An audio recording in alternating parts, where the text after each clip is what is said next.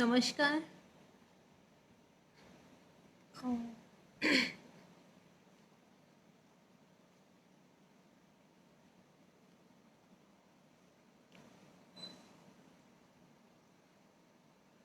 नमस्कार. मी स्नेहल चौधरी कदम. जिजाऊ.com आयोजित 16 स्वातंत्र्याचा सन्मान स्त्री शक्तीच्या ह्या ऑनलाईन फेसबुक लाईव्ह कार्यक्रमामध्ये आपल्या सर्वांचं मनपूर्वक स्वागत आहे. नमस्कार अमोल दादा. आवाज ऐकू येतोय का? आवाज क्लिअर आहे किंवा व्हिडिओ क्लिअर आहे का?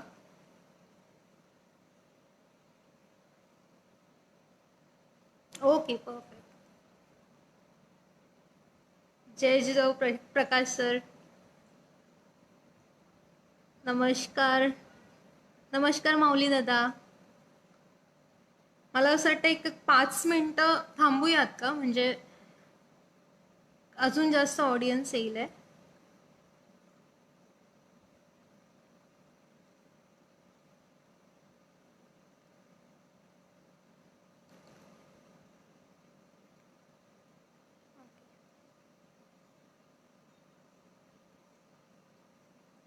ओके अमोल दादा, ठीक आहे.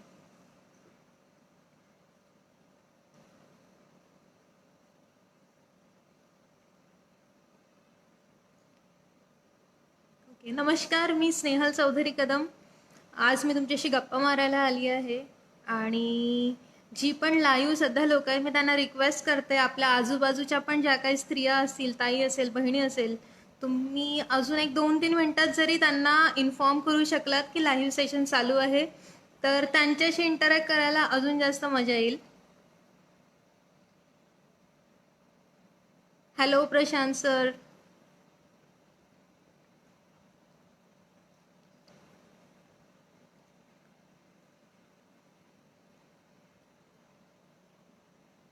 नमस्कार Shrinivas sir.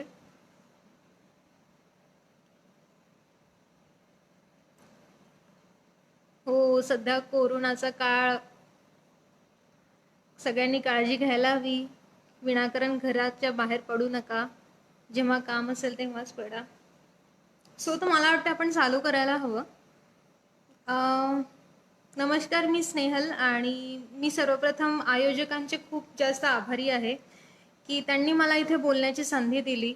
Specially Amol sir असतील किंवा दीपक सर असतील, ते सतत माझ्या कनेक्टेड होते. सतत वेळोवेळी त्यांनी मला गाईड करत राहिले की आपण काय करायला पाहिजे, कसं करायला पाहिजे, कुठले मुद्दे घ्यायला पाहिजे. आणि तुम्ही मला इथे बोलण्याचं तुम्हाला असं वाटलं की मी पात्र आहे, त्याच्यासाठी सर्वप्रथम खूप खूप धन्यवाद. आणि it's my privilege to to interact with you all here. आणि पुढचं काही वेळ आपण सोबत घालूयात. आणि मला असं वाटतं की तुमचे जर काही प्रश्न असतील किंवा कमेंटद्वारे जरी तुम्ही काही विचारलं, तर छान ते इंटरॅक्टिव्ह सेशन आपलं होऊ शकेल. सो आजचा विषय आहे मी कसे घडले. तर माझा जन्म शेलू बाजार ह्या गावचा, वाशिम जिल्ह्यातील मंगरुळपीर तालुक्यामध्ये एक छोटंसं गाव आहे शेलू बाजार नावाचं. तिथे माझा जन्म झालेला. माझं शालेय शिक्षण तिथे पूर्ण झालेलं. म्हणजे शालेय शिक्षण म्हणण्यापेक्षा 4थीपर्यंत मी होते जिल्हा परिषद शाळेमध्ये. त्याच्यानंतर 5वी ते 10वी कारंजा लाड येथे मी जेडी चौरेमध्ये शिकले. त्याच्यानंतर 11वी-12वी महात्मा गांधी महाविद्यालय अहमदपूर येथे मी शिकायला गेले. त्याच्यानंतर मग मी सॉफ्टवेअर इंजिनिअरिंग केलं जवाहरलाल दर्डा इंजिनिअरिंग अँड टेक्नॉलॉजी ह्या कॉलेजमधून, यवतमाळ येथून. आणि मग बेसिकली ॲक्च्युली एज्युकेशनल प्रवास हा सगळा असा झालेला. आणि मग नंतर मी पुढचे 2 ते 3 वर्ष मुंबईला जॉब केला. आणि त्याच्यानंतर लग्न होऊन मग जळगाव असेल, आणि आता अकोल्याला आम्ही स्थायी आहोत. माझे मिस्टर श्री सचिन कदम हे अकोला शहराचे DYSP म्हणून कार्यरत आहे. येस, MGM अहमदपूर इथे होते मी. आणि बऱ्यापैकी मला आनंद होता की महाराष्ट्रभर फिरायला मिळालं त्यानिमित्ताने का होईना. हां, सध्या मी क्षितिज संस्थेची संस्थापिका म्हणून काम करते आहे. क्षितिज संस्था ही महिला आणि बालकल्याण ह्या विषयांवर स्पेसिफिकली काम करते. त्याच्यामध्येही आम्ही आमचा फोकस असतो की महिला आरोग्य, महिला सक्षमीकरण म्हणण्यापेक्षा महिला आरोग्य ह्याच्यावर जास्त फोकस असतो. त्याच्यामध्ये मासिक पाळी व्यवस्थापन असेल, ज्याच्यामध्ये ब्लीड द सायलेन्स नावाची आम्ही चळवळ चालवतो आहे, जी एक 2015-16 ह्या कालावधीमध्ये आम्ही ती चळवळ चालू केलेली होती. त्याच्यानंतर त्याच्याबरोबर स्ट्रेस मॅनेजमेंट आहे, विमेन एम्पॉवरमेंटमध्ये विमेन एम्प्लॉयमेंट आहे, विमेन न्यूट्रिशन आहे, त्याच्यानंतर विमेनच्या बाबतीमध्ये मेडिकल कॅम्प्स घेतले जातात, स्ट्रेस मॅनेजमेंट असे म्हणजे महिलांचा सर्वांगिक दृष्टीने आणि बालकांचाही सर्वांगिक दृष्टीने विकास व्हावा. त्याच्यामुळे आम्ही एज्युकेशन असेल, हेल्थ असेल, त्यांचं विमेन सेफ्टी असेल, चाइल्ड राईट्स असतील, तर ह्या सगळ्या विषय आम्ही कव्हर करण्याचा प्रयत्न करतो. जवळजवळ आत्ता एक 45 ते 50 हजारपेक्षा अधिक महिला, मुली आणि तरुणांपर्यंत संस्थेद्वारे आम्हाला पोहोचण्याची संधी मिळाली. आणि ह्यामध्ये सगळ्यात मोठा वाटा जो आहे ते क्षितिज संस्थेची जी टीम आहे त्याच्यामुळे आहे सगळं काही. कारण टीम महाराष्ट्रभर कार्यरत आहे. आम्ही दरवर्षी ट्रेनिंग घेत असतो आणि त्याच्यामध्ये काही सिलेक्टेड लोक वेगवेगळ्या जिल्ह्यातनं तयार करतो. ते सर्टिफाईड ट्रेनिंग असतं आणि मग ती मुलं मुली जी असतील, ती काही तरुण मंडळी असतील, ती त्यांच्या जिल्ह्यामध्ये राहून काम करतात. कारण प्रत्येक वेळेस मला असेल किंवा कोणालाही प्रत्येक ठिकाणी जाणं शक्य नाही. आणि आत्ता आपण जसं बघतो आहे तसं कोविड सिच्युएशनमुळे हल्ली तर सगळं ऑनलाईनच, किंवा मी या जिल्ह्यातनं दुसऱ्या जिल्ह्यात प्रवास करणं सध्याच्या परिस्थितीमध्ये तरी शक्य नाही आहे. तर आम्हाला तो फॉर्म्युला बऱ्यापैकी मला असं वाटतं चांगलं आधीच आम्ही इम्प्लिमेंट करतोय. तर त्या जिल्ह्यामध्ये ती जे आमचे कार्यकर्ते आहेत किंवा जे ट्रेनिंग घेतलेले ट्रेनीज आहेत, तर तिथे त्या ठिकाणी राहून ते काम करत आहेत. आणि अशा प्रकारे क्षितिजचे पंख ते दिवसेंदिवस अजून जास्त पुढे पुढे नेत आहेत. आणि येस, जे काय आहे ते टीममुळेच आहे.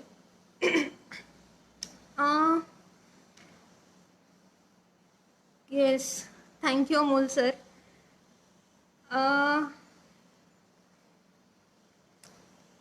ओके, क्षितिजची yes, team work is always better. कारण एकटा व्यक्ती मला असं वाटतं कुठेच आपण पुरू शकत नाही. इव्हन मी पर्सनली बिलीव्ह करते की कुठेही जरी असाल तुम्ही, तरी जोपर्यंत तुमची टीम किंवा तुमच्या आजूबाजूची लोक तुम्हाला 100% साथ देणार नाही, तोपर्यंत तुम्ही कुठेच नाही स्टँड होऊ शकत. मग तुमचं करिअर असेल, तुमचं घर असेल, तुमचं शिक्षण असेल किंवा अजून कुठल्याही वाटा असाव्यात तरी पण. म्हणजे मी तरी म्हणते की आज मी जी काही आहे, किंवा आज मी इथे हेच उदाहरण घेईल की आज मी इथे लाईव्ह खूप चांगल्या पद्धतीने अगदी कम्फर्टेबली तुमच्यासोबत बोलू शकते आहे. त्याच्या मागे क्रेडिट जे आहे ते माझ्या घरचे सगळे लोक आहे ज्यांनी मला सगळं सेटअप करून दिलं असेल. माझे हजबंड आहे ज्यांनी म्हणजे सपोर्ट केला की नाही मी माझं, ते ॲक्च्युली ड्युटीहून आत्ता आलेत, पण ते पोलीस खात्यामध्ये असल्यामुळे त्यांची जेवणाची वेळ हे नाही आहे, पण ते आत्ता आलेत. पण ते बोलले की नाही मी माझं व्यवस्थित करतो आहे. माझ्या घरची जी काही सर्वंट्स आहेत किंवा म्हणजे स्वयंपाकवाल्या काकू आहेत, त्या बोलले की मॅडम तुम्ही आरामात करा, मी कुकर पण लावणार नाही. अगदी मला असं वाटतं ना की ह्या छोट्या छोट्या ज्या गोष्टी आहेत ना त्या खूप महत्त्वाच्या आहेत. आणि ह्या सगळ्या लोकांच्या सपोर्टमुळे आज मी कदाचित तुम्हा सगळ्यांपर्यंत अगदी आरामात कुठलंही टेन्शन न घेता पोहोचू शकत आहे.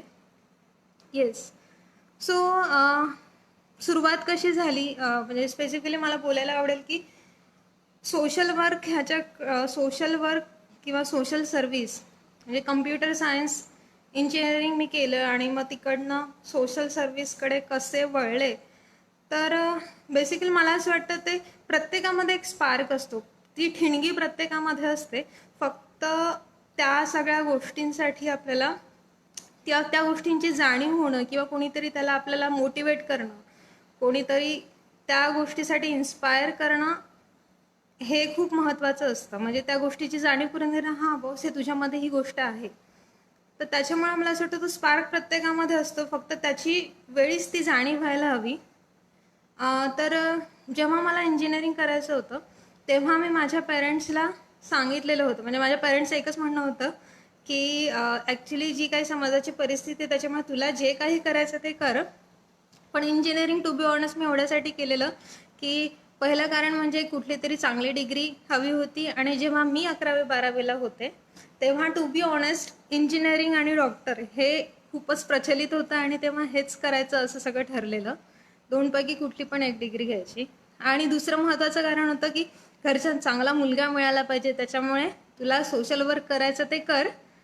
पण हे म्हणजे डिग्री लग्नासाठी पण तेवढीच महत्त्वाची आहे. तर खरं खरं कारण सांगते मी, ह्या 2 कारणं होते जे इंजिनिअरिंग केलं.